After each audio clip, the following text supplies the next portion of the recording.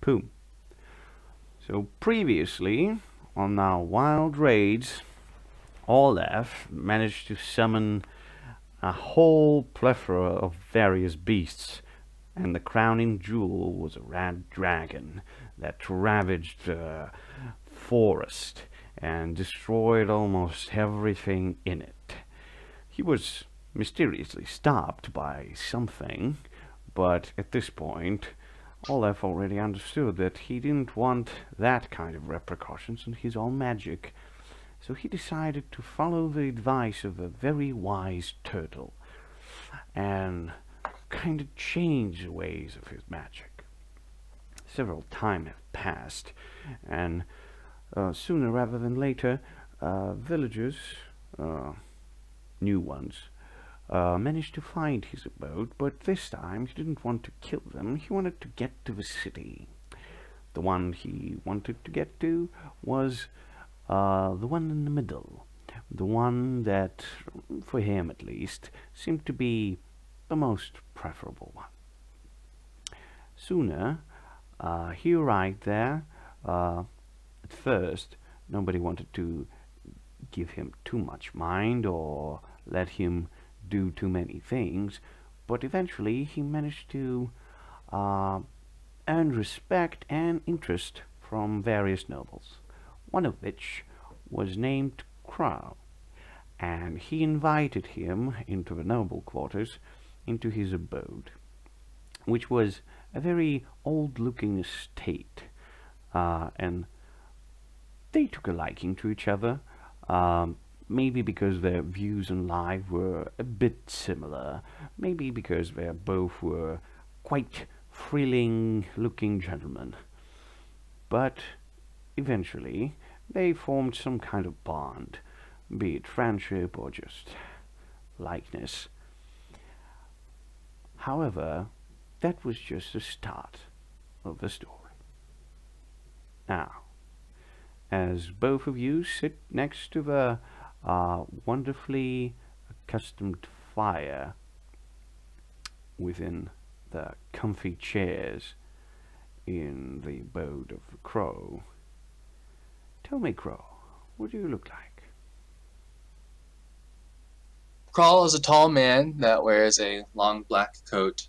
In his hand, he's clutching a ornate ancient cane. At its handle is a snake, belching forth its black venom, which pulls into a handguard at the collar and continues down, forming the shaft and blade of this obvious weapon. Tethered by a long, velvety black ribbon is a mask, as will attach the mask and the cane, that appears like a glossy helm filled with brackish dark water. Every so often, a lurid, stoic skull flickers to the surface and fades. Very ominous. And he is enjoying the fire. So yes, Craw has invited you into the estate. Overall, it looks severe. Some particular details about it. Upon its grounds is a singular standing stone. There are private chambers, which are spacious and well appointed. The halls and public areas are plain and functional. The guest accommodations are Spartan and bare, and for now, that's where Craw would have you. The staff's personal rooms are plain and functional. The architecture includes low-walled concentric gardens and a garden of statuary. And some finer details. There are cool and chipped tiles throughout. Most of the estate is weather-beaten from the harsh weather that this continent experiences. There are particularly blowing curtains, sumptuous furniture, stained glass high, narrow windows, deep cellars, polished wooden doors, overlooks, and a gracious promenade. Living spaces outside the estate include some cottages and huts that are upon its grounds. You would know Craw to...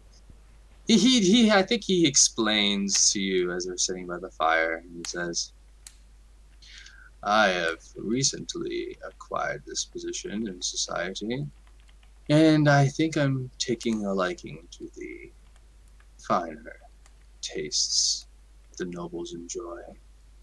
I think you will as well. Yeah, Olaf would just be sitting there across this small, I'm assuming, coffee table. But obviously, we're drinking tea. This is the only way to go. And I take up the teacup, I take a sip off of it, and I'm like, yes, I could get used to this life. You are correct. Craw says, tell me, where do you hail from? Have you heard of a village out a ways from here? Roughly northeast, I presume, from this location? The one that was destroyed by that dragon. So tell me, Surge, there are walls in the city? Yes. Big walls? Yeah. Big walls. So Craw says, I'm afraid much of the outlands are beneath my notice. There are villages out there, destroyed by a, what you say? A dragon. It was very unfortunate. I managed to escape the burning forest myself and made it to the city, where I found escape and safety. He would reach up and take off the mask, set it on the table. You would see he's got a stern face and sunken eyes that have seen some years. He is not an older man, but it looks like stress and anxiety has worn heavy on him. He reaches down and takes a sip of the tea. Sets it down. Puts the mask back on. He says, Craw is not my name. Are you aware of how things work within the walls? I have recently new, so I wouldn't say I understand it exactly. Craw says, well, allow me to indulge you on some minor details. You see, assassination is a form of ascension in this society. Only the strong are fit to rule, rightfully so. And I have just recently staked my claim of this estate. Craw is the name of whoever dons the mask and owns said estate. I am simply the current one, until whoever decides to show up usurps me. I say, well, that is an intriguing way of gaining power, but I like it. It's simple. The important note is that, of course, Crow would know that you can only assassinate people in either an open duel or in a way that nobody would think it's you. Otherwise, you get killed publicly. Yes. He would say that as well. He would say, well, don't take to open slaughter. We do have a number of guards who will deal with you. I consider myself lucky. Yes. He looks to the fire. And then he says, well, unfortunately, I've only a few number of those who are left to fight with the estate. They respect me, of course, but others will come. I cannot promise peace for long. But you are welcome within these walls, Olaf. I take a look around, and I say, why, that is very most gracious of you. I will gladly. The thing that grabs your eye for a moment, Olaf, is a giant picture, like even more than a normal size, of a fully gowned man who not only wears a mask and has a cane, but also adorns a very appropriate set of clothes, a cloak, tarnished belt and boots that are noticeably missing from the current crow.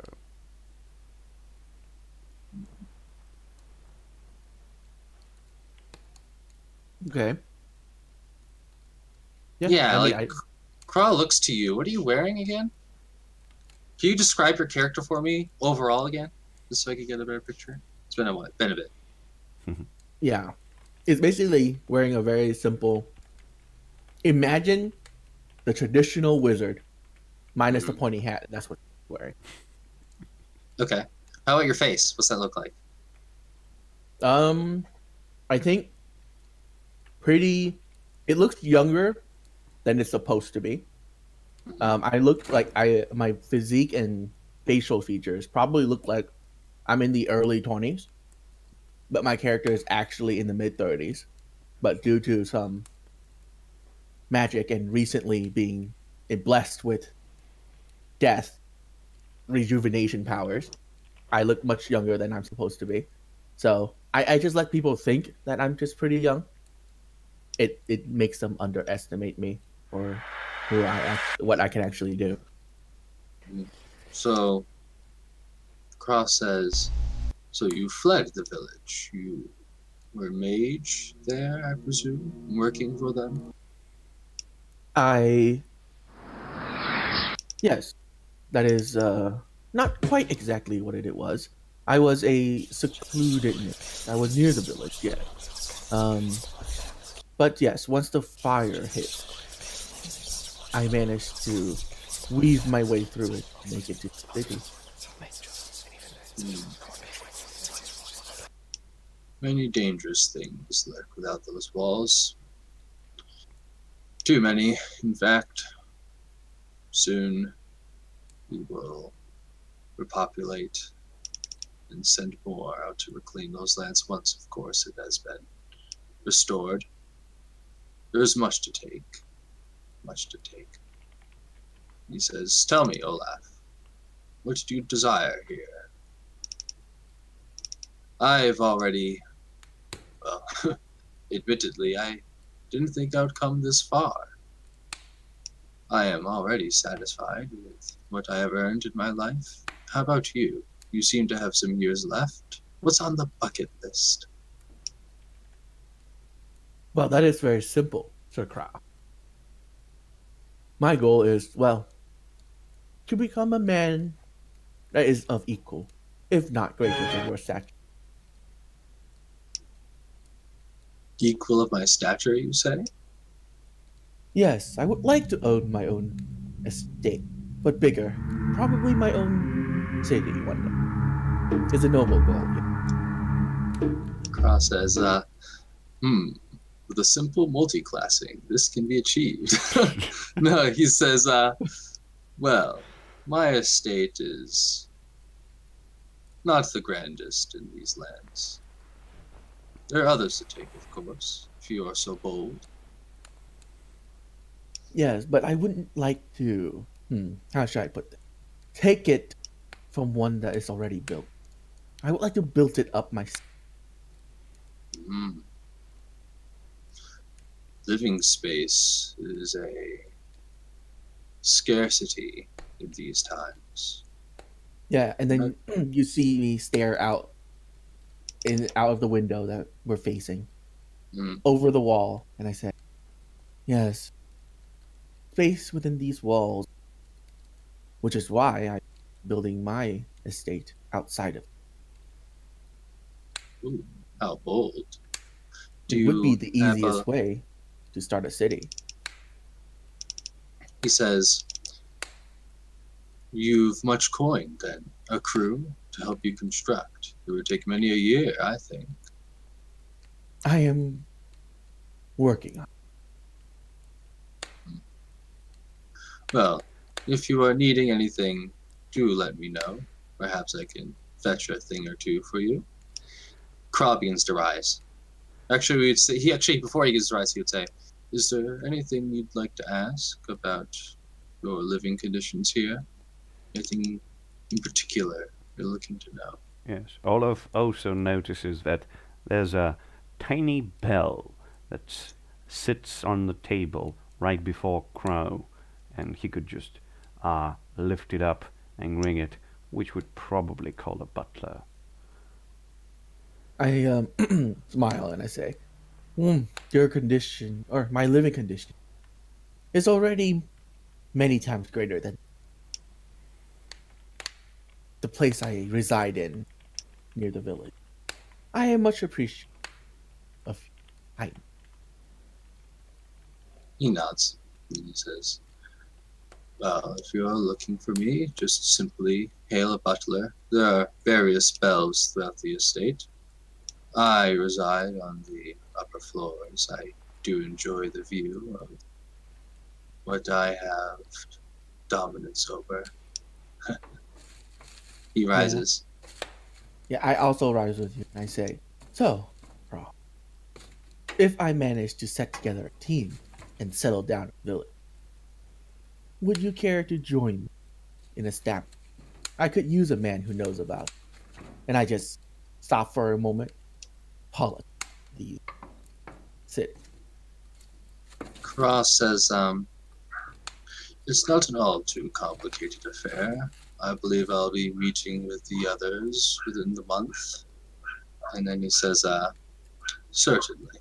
I'd like to see what we could do, preferably to the west." Right. And yeah, I'm gonna just take a bow to you and as you leave. Yep. Craw, I think, would Pick up his dog and shut it up. yeah, because Probably. Probably. those loathsome dogs. Why did the other Craw get them in the first place? He would actually say, "What time of day is it?" Actually, before I say what That I'm would gonna do. be the tea time. 5 o'clock. AM? PM? Evening. There's no way it's in the morning. PM, of I course. I don't know what tea time Who is in drinks this tea city. at 5 in the morning? So Cross says, "This estate is mostly known for its lovely concentric gardens. I will take you there on the morrow. Until then." And then he goes to go upstairs and kind of like, make sure everything is shipshape. Or she's going to make sure everything is shipshape at the estate first and like kind of like get to know it himself because he's only been here for like, I would think, Yeah. 2 weeks. And So that he's would just be gonna- that would be around the time where Crow is going to start to hear voices. Mhm. And basically, as you're thinking about Olaf's endeavor, as you're thinking that he proposed to involve yourself somehow with that new estate of his outside of the main city, you're thinking that, and then you're hearing some kind of voice that's almost indistinguishable from your own as you're thinking to yourself, but slightly different. And it says, "I could use that, but you'll need to help us first." Cross says in his mind, right? Says, Yes. "Oh, what? Oh, is this the first time I've heard the voice ever? I imagine I've heard it before." You've heard it before, but not that, like, distinguished. Like, at this point, the voice has a purpose. Like, it found something. Mhm. Cross says, "Oh, and what is it you seek?" You look about. I presume you're leaving the room at this point, yes? Mm-hmm. So you're looking back and you see, like, on the picture that's right next to the fireplace, that you see all this complete garment. You see a slight shimmer elevates from the cape. It wasn't there before, but at this moment you understand that a cape is near, and you want it. Mm. Or it wants it. I don't know. You feel like Okay. you want it. So Cross says, "It does look rather nice. What color is it?" Black, of course. Black capes. We're in fashion. So yeah, he says, I could have one made. He strokes his chin. But it wouldn't be magic. Oh, a magical artifact, you say. Do you know the way? It's in my old studies.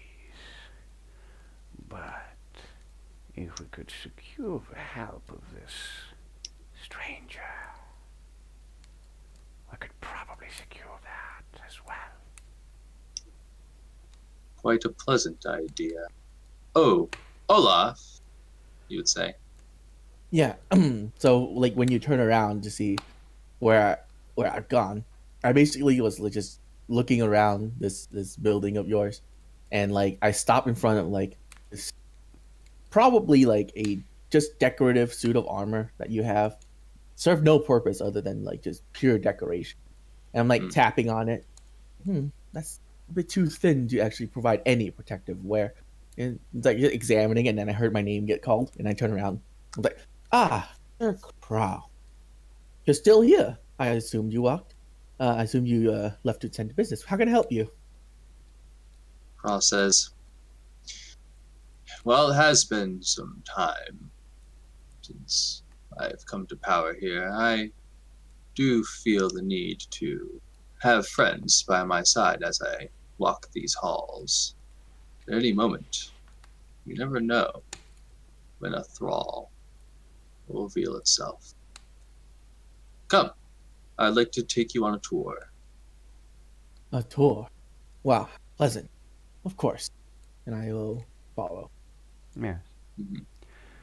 As you start walking through this very gleamy and old estate, you kind of almost hear the creaks and the breaks in the floor as you ascend and descend the stairs, move from room to room. It feels almost alive somehow, even though throughout all your travels for around half an hour you haven't met a soul. You have a distinct feeling that there's always somewhere, someone. You're moving through. Craw delightfully hums as he proceeds through the hallways. Yes, and through your mask you can almost see the way. The doors that you need to open, the stairs that you need to take, they kind of grab your attention. Like you stepped those stairs before. You walked these halls before. You know the way. Yeah. Craw would be just like rattling off minor details as he passes through, right? These spaces. Craw says, whoever owned this before I must have taken a liking to interconnected rooms. Makes for great escape routes. What do you think? I think it's a very well designed estate. However, it's a bit too, how should I put this, audacious for me, personally. He chuckles. I will have my way with it soon enough. Soon enough. As you gradually descend from one floor to the other, sooner rather than later you come across a room that is completely closed, and there's a big lock on the handles. Oh, I don't remember this room being here. Interesting. And the room is blank, and there's what with a lock on it? The room is not blank. The room is basically consisting of furniture that is covered with white garments in order to save it from all the dust.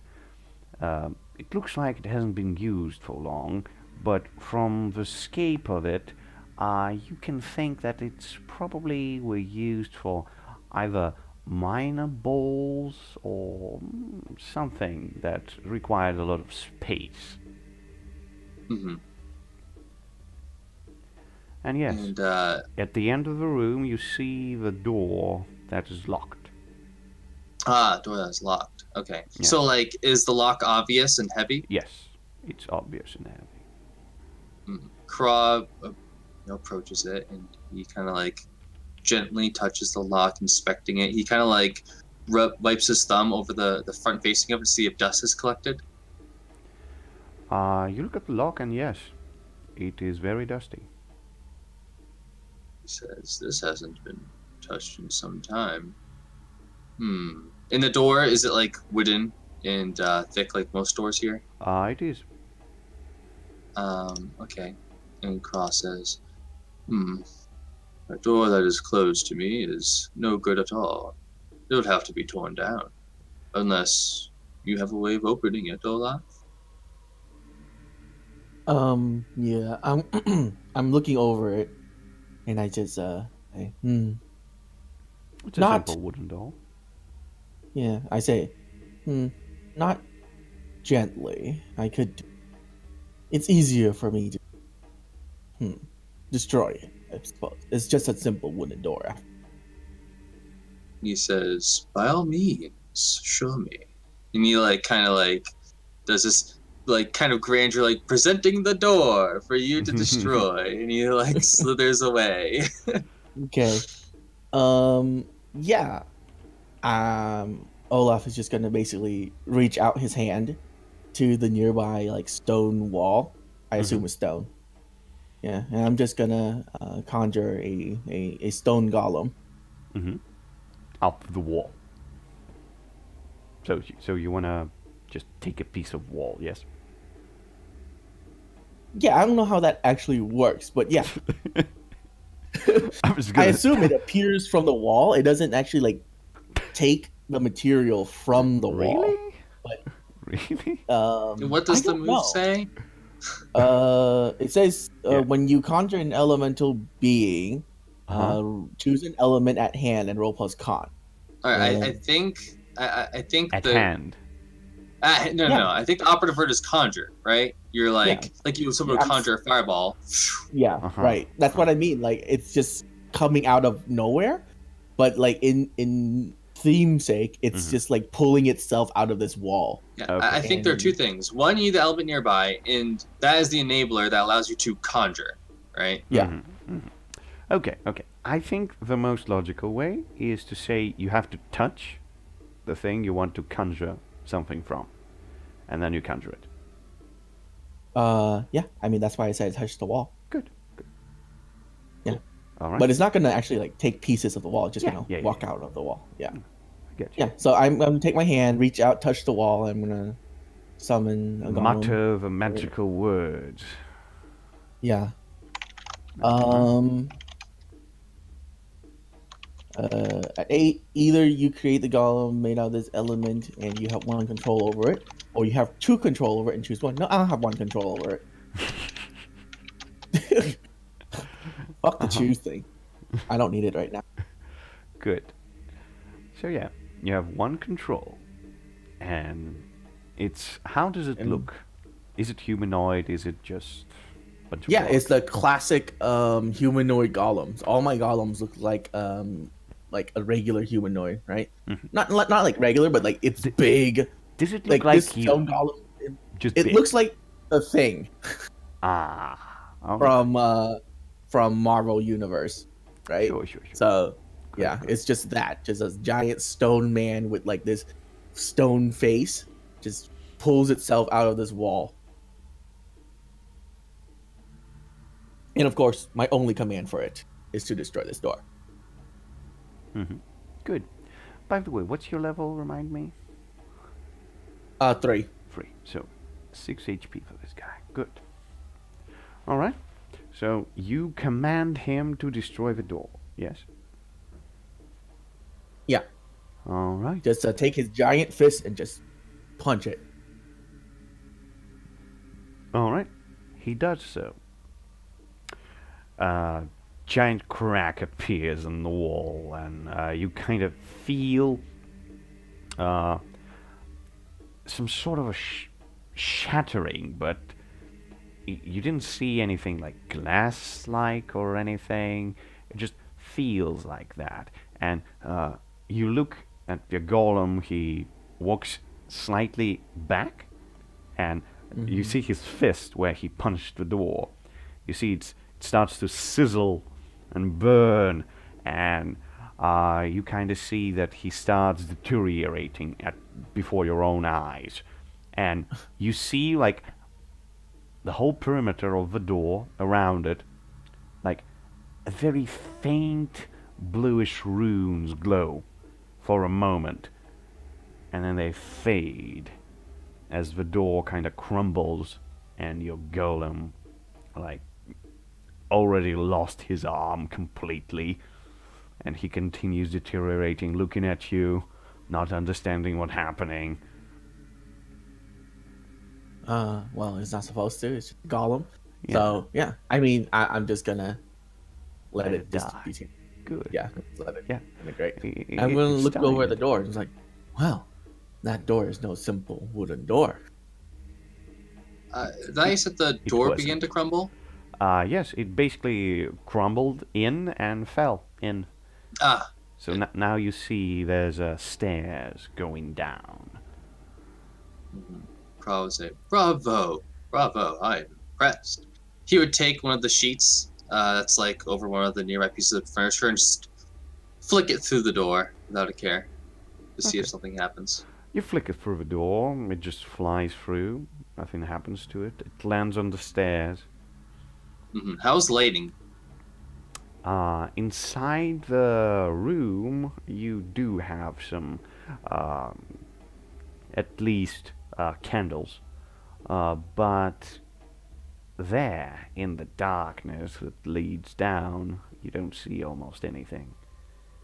Just a vague shape of the stairs. Crosses. Looks very deep. I'm not sure if I'll get much sleep. He fishes through his bag and says, I think perhaps a torch would be in order. And yeah, I think he would light a torch, spending use from his adventuring gear. Good. You do so. Let's see here. I actually need to identify what I'm carrying on right now. So the bag of books I don't have. Okay. Ragged bow I don't have. Okay. Alright. On the adventuring gear, I'll not have the rations. Okay. Actually, no rations. A question. Yes. I forgot, but the Venetian caster, you can pick spells of 2 level above yours, right? And add it to your spell book. It's sometimes it's even more than 2 levels. There's a calculation there. I don't remember exactly. Yeah, but if I'm level 3, I can pick level 5, right? Because I realized I didn't pick spells as I level. So I think yes. I think yes, you can. yeah. But Yeah, because I remember your level 3 caster already has summoned monsters. yeah, basically, like, you have to, like, pick it on level 3. Like, when you reach level 3, you can get the new spell and it will be level 5. So you'll have at least one 5-level spell if you level 3. Alright. So to be clear, all I have on right now is actually the adventuring gear, 5 rations, signature weapon, chainmail, the torch that I guess I just have, and that's it. Good. I don't have the ragged bow. Didn't come with arrows, which is kind of odd. Yeah, it's done to well. You don't need those. You can find something, shoot it. It's okay. Don't worry. Yeah, I guess I'll have the ragged bow too. But that's it. I light the torch and I begin to descend. Good, good. All right. So, Olaf, what do you do? Yeah, I'm gonna descend too. Okay. So you both go in. You both start descending as you take a final glance back, and in the candlelight you see the face of your golem just kind of crumble and turn to dust. As you go in deeper and deeper, you start noticing on the walls there's several placeholders for torches, but there's no torches in there. You could probably leave one if you want, but wouldn't do you much good if you want to see. Several paces down, you finally reach a level of some sorts, and you see an archway, no door this time. It leads you in a open circular room. The light of your torches start to flicker around as you see the room is completely covered in mirrors on all the walls. Mm-hmm. Do we see ourselves in said mirrors? Yes, you can see yourselves. All right. And they are orchestrated in like a way that makes sense, right? Like just along the circular walls, and there's nothing else. Basically, you start looking inside carefully. You notice that basically the entire wall that you're facing and the walls to the left, to the right, are like it's whole mirrors, like neatly stacked to each other, so you sometimes even don't notice the gaps between them. Gotcha. And yeah, Carl, step into the room. Yeah, as you stepping inside, you hear the whisper, like, careful. Carl would stop and take particular purchase of his surroundings, looking for any minor details along the ceiling, along the floor. Actually, as he begins to move through the floor, move through the room, he would begin to tap his cane on the stonework down here. Yes, looks like a very good stonework. Like the slabs are very big, like probably like the stones that are made from are really hefty. Gotcha. Yeah, he would begin to like kind of tap as he searches. He's trying to discern realities here. Yes, yes. Let's see how it goes. Let's see. All right. What do you want to know? I want to ask, what should be on the lookout for? You can definitely have this eerie feeling that this room, you constructed it a long time ago, and you put a mechanism against people who would try to steal your things and get to your research. You don't want them to get there. They're not worthy of it. But you can probably gain access to it. Okay, so be on the lookout for a mechanism against those who would attempt to steal my things and disturb my research, yes? Yes.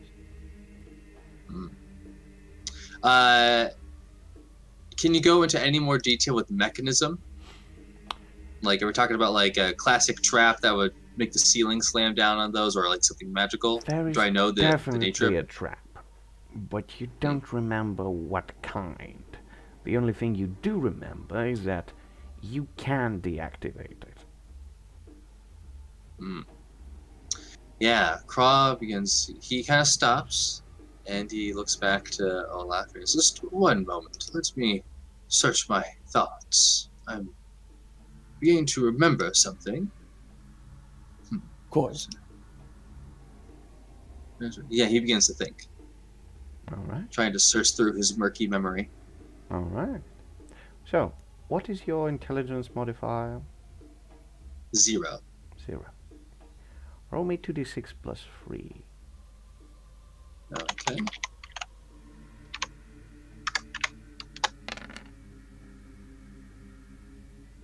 Okay.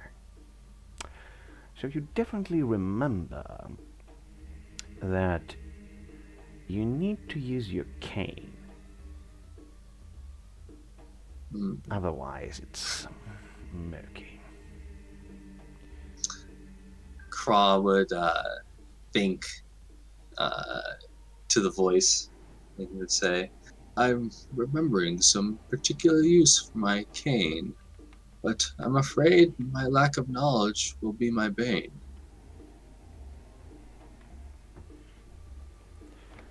Mm-hmm. Does it respond? Okay. It doesn't. Okay. So then Craw would, I think he would begin to line the room facing the serpent of the cane towards the windows, walking at a... You mean mirrors? Yes, the mirrors. Walking at a casual pace. Mm-hmm. Okay, so you enter the room. Olaf, what are you doing? Are you staying behind? Are you entering the room? No, I'm following. Okay. If I hear your footsteps...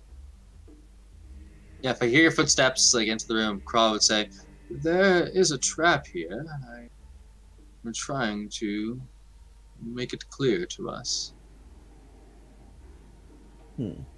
Okay. All right. I'm just gonna take a glance around, I guess. Okay, you taking a glance around as Crow is making his way. Basically, at this point, he's stepping into the middle of the room, and you can hear a click. And then you can see that the archway behind you, like the mirror that was like completely next to it, from the left and from the right, they kind of slide together. And they just shoot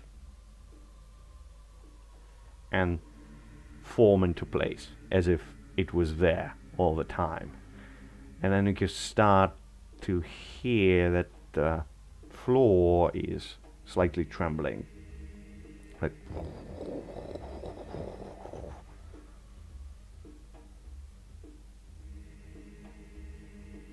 what did it?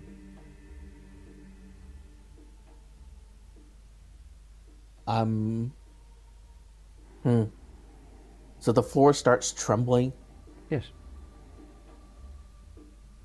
Is it just the room, or if I step back outside the doorway, does it not tremble? There is no more doorway. Ew. Yes. Okay. You're basically locked in. All around you, all the walls are just a circle of mirrors. All around you. And the floor, which is stone, is starting to tremble. Do you do anything? Crown? Oh, well, I thought you were trying to like focus on Olaf. So what I described was I tried to like line the room, showing the face of the serpent towards the mirror, the mirrors. But nothing has happened after that, correct? No. Okay. How high is the ceiling? Ceiling is around maybe 5 meters high. All right, so I can't reach it with the cane, correct? No. Okay.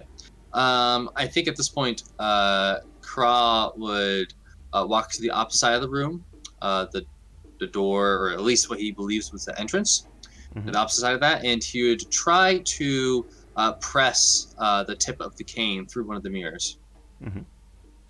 You try to press it through, it doesn't go far. At this point, Olaf, you notice that the floor is moving out. Basically, it's sliding inside of the room, and in the middle, where there was a stone piece that Crow stepped on in order to activate that, you see it stands where it is, but everything else starts to slide. And you can see that through the cracks there's some greenish bubbling substance. Oh, Would now be a good time to say that, or to mention that my spell roll was a 10? Why would it be a 10? Because I had +1 forward for acting on the information. Ah. Yes, that would be a good time to mention. Yes. So now, as you suddenly understanding that, hey, that's kind of a thing you were looking for, and you almost instinctively remember, like, yes, the old acid trap. Like, how could I forget? I need to put my cane in a middle stone and turn it several times. Then it will be deactivated. How silly of me. He would dash almost maddeningly fast towards the to the compressed stone. Yeah, and you notice that it's slightly out of place, but yes, there's a small hole in there. You didn't notice that at first, of course, because it was covered with all the dust around here. But yeah, you slide your trusty stick inside, and you start to turn it around with almost the calm way of motion. And Olaf, you see him doing that, and after the second twist on 360 degrees, the floor kind of stops for a moment, but then starts to slide back, and as it finishes, as it forms itself back into a solid floor, you can see that the mirrors behind you open up, and the mirrors in front of you open up too, forming two archways, and you can now freely pass. A simple solution. Quite a pleasant conclusion, would you say? I say, Olaf. yes, that was quite something. Yeah, and I'll follow you. And we descend, or we continue. Yes, for now you don't descend, you just continue. You continue through a corridor. Then you stop at the T-shaped fork. You see there's some sort of plate there, and there's some language written around. You're not sure what it is. Definitely says something. Kra would go to inspect it. All right. So there's a T intersection plate. Yeah. So what's the just on the plate? wall. Can you describe that? Yeah. Like, is it a dinner plate on the wall? No. It's basically a plaque, a metal plaque. It's shaped as just a rectangle, Okay. and there's a writing on it. Kra would go to inspect. All right. You inspect it. There's definitely a metallic plaque, and there's a writing on it. But the problem is, you're not sure if those are letters or symbols or what. How confounding. Mage, Olaf, could you decipher these texts? He would stand aside. So these are just magic symbols or runes?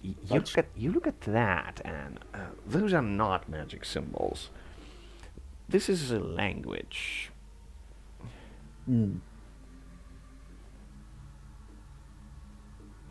Quite an old one.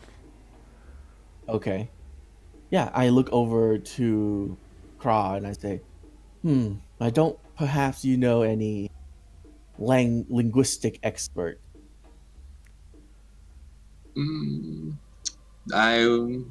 Yeah, he would say, I will need some time to establish proper connections, but... No, I mean, they can be dead. It's fine. Actually, it would be preferable if they are already dead.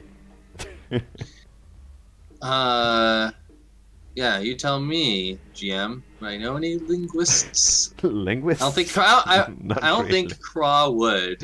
He's Not just really. got the estate 2 Yeah. weeks ago, so Not yeah, really. Craw would say we would have to go on a special mission. You don't know any linguistic experts in? I'm afraid not. Linguistics Very is well. not the best way to ascend the social ladder in this society, unfortunately. He says Any this, but scholars? Does this world not have any scholars? God damn it! Craw says there is only one language that most nobles respect here, and that's violence, I fear. Well, Come. who was the previous owner of this estate? Oh, he's not important right now. But is he dead? Most certainly so. I had Well, had very the good, because he might very well know what this is. It was his estate beforehand. Maybe he has already figured this out. indeed. I had the servants bury him in the garden. Ah, very Fresh well. fertilizer. Do you know his name? Craw. That's not helpful. His real name. I'm afraid that is the only name that Craws go by. He didn't formally introduce himself as I drew. If I were to understand it correctly, the only ones in this city that are named Craw are people that own this estate. No other estate owner is named Craw? Correct. Very well. I will hope that is enough, but I will cast Contact Spirits and call upon a Craw. No matter where, when did he die? Okay. A dead guy who went by the name Craw. Good. Yeah. Good. I will contact a Craw, that once lived in this mansion. Okay. And name the spirit you wish contact, or leave the GM and pull that creature through the plains. Blah blah blah. I could roll it. Contact spirit. It's bound to answer one question. Yeah, sure.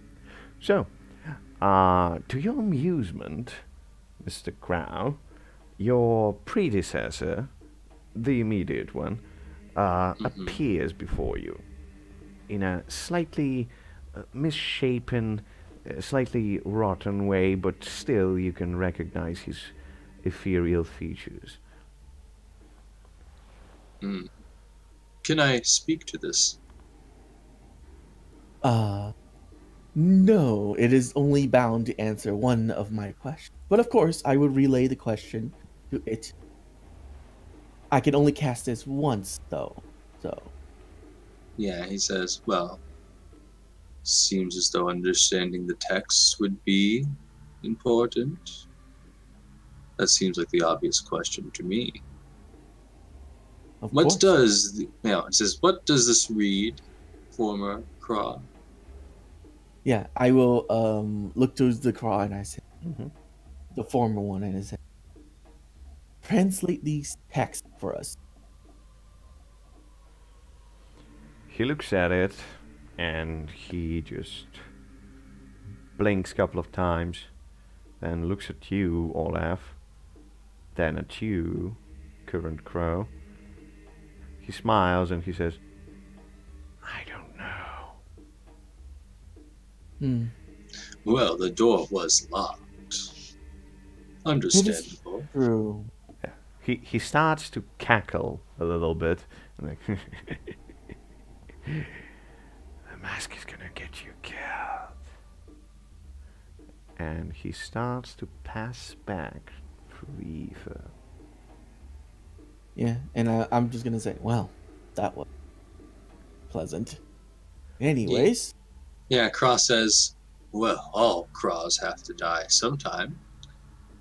And he looks between the hallways. Left is always right. Right? You look between the hallways and your sight once again crosses the plaque and you kind of see the shining of the symbols getting a bit more intense, and you get that nagging thought in your mind of, like, not all crows have to die.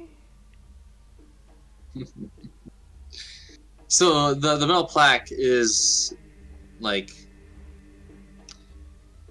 I'm imagining that it's like this rectangular metal shape that's just like suspended from the wall. Slightly.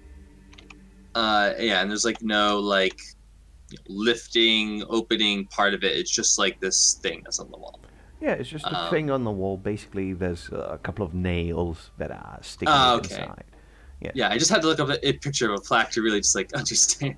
Okay, gotcha. It's not suspended in the air, no. Yeah. So Crow will say, left then? Very well. Left it is. And Crow says, oh, wait a moment. I'm getting the idea. You did conjure that stone man back there? Could you perhaps light the way before us with a fireman? I smile and is like, "Why, of course. You still have a torch, right?" Yes. Yep, still lit. Yeah. That's what you I'm have. gonna. That's your fire. I'm gonna reach towards the torch, and I'm gonna summon a fire golem. Let's touch your fire. If you roll a 6, I'm gonna get your hand burned. But yeah. No, it's an 8. Good. I'll have that'll be interesting, but I would like it to be fire, so I can't pick that. So I'm gonna have one control. It'll be fine. Okay. So yes, you see a man made out of fire, almost like drop as a single piece of as a fire. It sizzles, and those ashes are going down, bright as the fire itself. And one of the ashes lands down and starts to grow and grow and grow and grow, and finally forms. And this into is a obviously the Human Torch, or lit. So Yes. just thinner, obviously, but a man nonetheless. obviously. Yeah. And yeah, it's just gonna lead the way. Okay, so you go to the left. Mm. Good, good. You go to the left, and you move several paces, but eventually you walk up to a door. It is a wooden door. Your golem looks back at you, as if to ask what to do. Yeah. It does have a doorknob. It does. Yeah, I'm gonna tell it to open the door. Okay. It's opening the door. Right. You look inside and you notice that there is almost immediately, like in front of you, there's a wall. The door opened into a wall. Almost immediately, yes. But then you look slightly to the left and you see that there's a narrow way to go there. And the golem kind of steps there. But Yeah. you also... Of course, it can fit. It's just a fire. No. It's narrow enough for a person to go through. Oh, okay. No need to, like, squeeze or anything. It just, Yeah, like, I look down immediately to the left. All right. And I just turn to Kra, and it's like, seems we're heading left once more. Yes. But what you notice is that as you entering, and the way's very well illuminated, you can see that to the right side of you, there's also a slight opening, but there's a cave-in inside the wall, and there's something resembling a big crossbow, but it doesn't have a bolt in it. Ah. What color is it? It's brass, mostly. brass and oak, the wood that makes it, but the shoulders are made from brass. It's definitely a big thing. Like, you wouldn't call it a ballista, but it's definitely a very, very heavy thing. You wouldn't like carry it around. Like maybe a giant would have carried this around, right? Maybe, yes. Mm-hmm. It's a giant crossbow for a giant. Big crossbow. Yes. Very big. And it's pointing down this hallway. No, 8 points to a wall. Points towards the wall. Yes. Mm-hmm. Yep. So there's rubble. All right. So let me just make sure I understand too. Narrow hallway, right? To the right, there's a room, and within is rubble crushed over this like large crossbow. To make it easy for you, I'll just put you on this wonderful painting sheet. All right. So we could easily guide you through what you see. So, let's draw a shape. So, this would be the entrance. Okay. Then, like immediately, as you go, there's a wall. Yep. Right here, there's a crossbow. Ignore the pointy end because it doesn't have a bolt. It points right in the wall. There's another wall right here. Like, you can't go there, but you can go slightly there. You can definitely see that. You can definitely see that. So yes, you went through this hallway. Yes. These walls are featureless, basically. Like, as you look at these walls, like this definitely looks featureless, like nothing in here. But if you look here, like where the crossbow points, there's a slight metallic circle of sorts that is slightly caved in the wall. You're not sure, like, what it's doing here and what's its purpose, but yes, that is definitely uncommon for a stone wall. Cross says, "This artifact is certainly worth our time. It looks quite sublime." And he'd begin to investigate the area thoroughly, attempting to discern realities. Oh, by all means. Alrighty. Alright, so I want to ask, a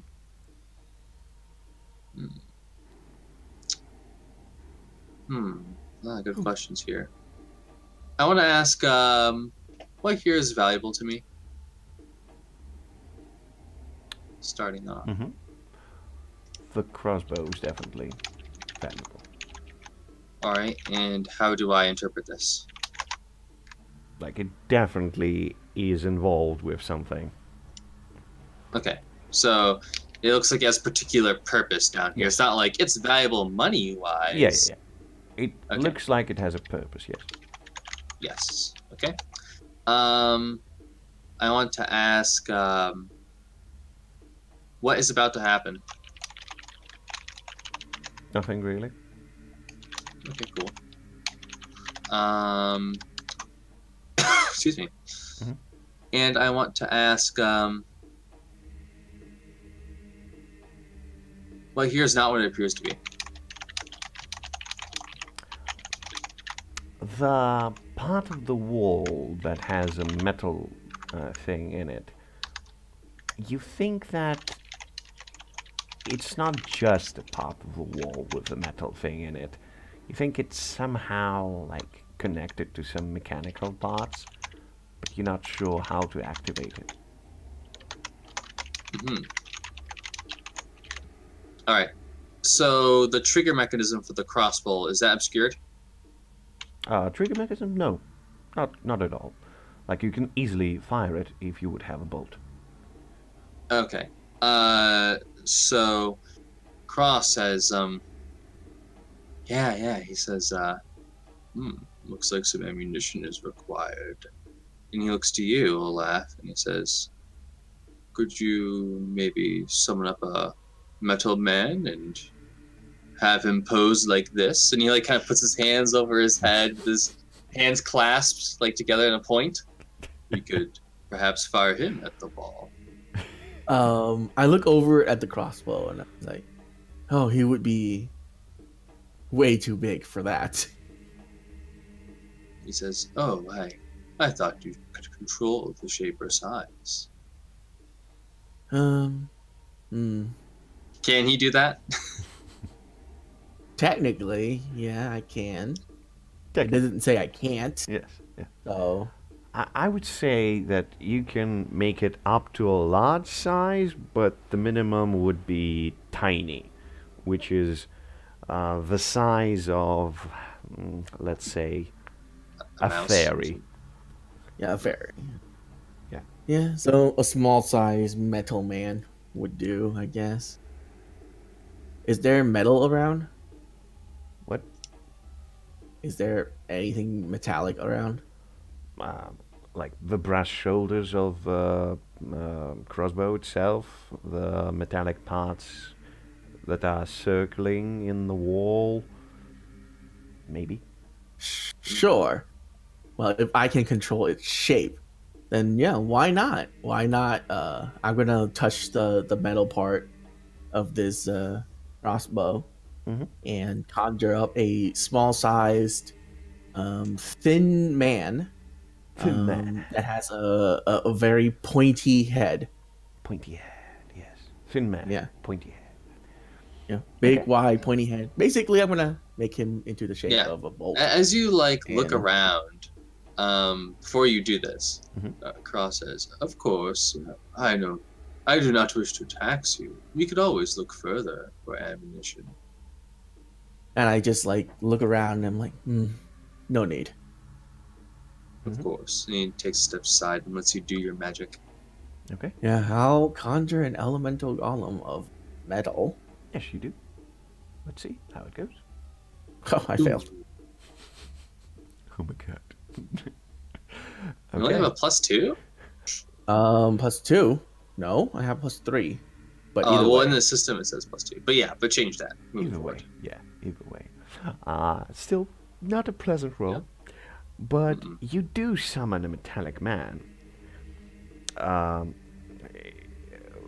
But when you summon him, you feel like something is wrong. Something is intervening with your magic, and you kind of start hearing whispers. Something that is it's not supposed to be there, and then as your magic kind of flows into this metallic thing, you can see its eyes glow with unfamiliar thing, and it basically looks at you just for a moment. The metal golem? Yes, just for a moment.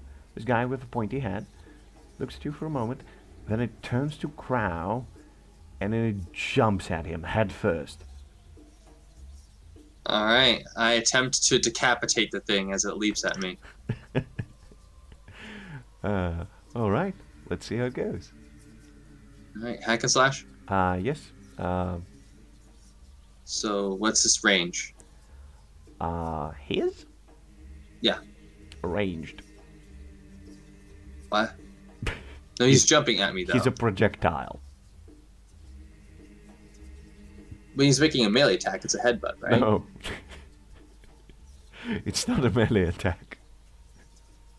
He's a Oh, I projectile. thought you said he jumped at me. Yes, really fast. Oh, okay, sure. So I'm going to give you a hack and slash? You can try it. I will allow that. Okay. Here. Hack and slash with dexterity. I presume you're using your cane, yes? Yeah. Good, good, good. Use it. Use it well. Alright. And I chose close and perfectly weighted. Alright, so it doesn't have any piercing. Yes. So I got an 8. Okay, I'll roll damage. by all means. Good, good. Not That bad. would be good. However, Olaf, remind me, how much damage can your golems do Is it dictated by anything, or do I just... Yeah, it's dictated by golem attack, Okay. which is a D8. D8. Wow, I critically failed that too. Okay. Good thing that was an actual roll. Yes. Okay, so D8. Okay. Being a human, I'll have him re-roll that. By all means. Yep. Half the damage. Very good. Yeah, that's good. That's good. So yes, it just basically, as you crush it in two, the head part still hits you in the shoulder. Yeah.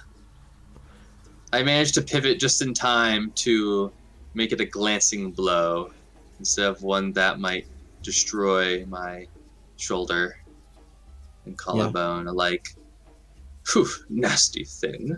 And does it like fall dead? Yes. Perhaps its head is still sticking in your shoulder. But Olaf, as you just like basically concerned with that, you can feel a slight heat, like behind you. You look back, and you see your fireman.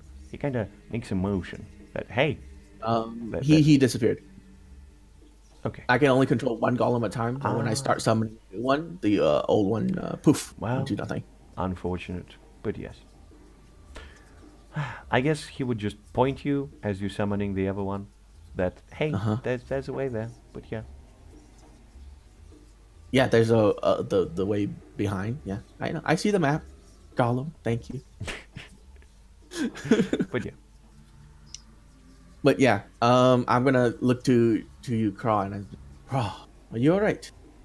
Something took control of creation there. He at this yanks point, out the head of the thing. Yeah, as you yank it out, you can see as its eyes as they fade away, and you stop hearing the whispers. I drop it, cling, cling, across the floor, you know, and I am quite fine. I've lived this life for a fight or two. Strange. Should we try it again? I don't see why not. I just pause. It's like, all right then. I will try to summon this golem. And same thing. Hopefully it doesn't attack us, but yes. Good. Good. Let's do that. Yeah. Man, really? Did you get your +3? You did. Good. Yeah, but like, come on. I have a +3 and I haven't even got a 10+ on this roll yet. I'll have one control over it, and I'm just gonna ask it to like lay like a bolt, like holds his hand down and feet forward, straight body, and I'm gonna pick it up and then set it onto the crossbow. You do so. I'm gonna load it. Fire it at this wall. It's ready to do your will. Boom. Do this wall. I presume, like, that's a very heavy crossbow, so we'll see if it even survives the impact. Oh, the golem? Oh, I expect it to die. But yeah, if you wanted to roll for it to see if it survives, go ahead. I just want to roll for it, and let's see. Okay. Well, the thing is, like, when it takes damage, I lose one control. So I only have one control, so it dies anyway. So yeah. So like the golems don't take damage. No matter what damage, even if it's 1,000,000, I lose one control. Yeah. And as long as I have control over it, it lives. So. Yeah. But if you lose control, it just gets twice your level HP and goes haywire. But yes. No. No, it just disappears if I lose all control over it. As long as you have control over the golem, you can use your golem moves to command it to make simple actions. When you spend all your control, basically, you use it to give it commands. When you use it up, your golem acts on its own and has hit points equal to twice your level. Okay. So yeah. But anyways, it's dead. Uh, so it hits the thing. So that means the fire golem will still be there. I guess I did not understand the move. I guess so. So basically, I can just summon an infinite army of golems. They just won't obey me. They're just gonna wander about. This was going to be really bad. Not as bad as a red dragon, but really bad. So Well, as long as I don't pick, the golem is hostile and will resent you later. It should never attack. So I think that stands to reason, unless he pisses it off somehow, like summoning a water golem next to a fire golem or whatever. something like that. Yeah, well, I mean, it acts on its own. But anyways, this one, he hits the wall like straight up. Like you see him hit that like circle, like ace it, like in the middle of the wall, like boom, and then it just crumbles, and the wall's still there. yeah. Okay. Well, it's supposed to live, but sure, it'll die. Hooray. Craw says, "Oh, that was fun." He inspects the like little hole, or the metal part of the opposite wall. Any change? Like it's not a hole, like I said. Yeah, it's it's not a just hole. it's just a section of the wall that has a circular metallic shape pressed into it. But yeah, nothing changed. Nothing changed. Okay. So, as Craw breathes in, we're gonna have to fade to black. All right. So we're going to put 5.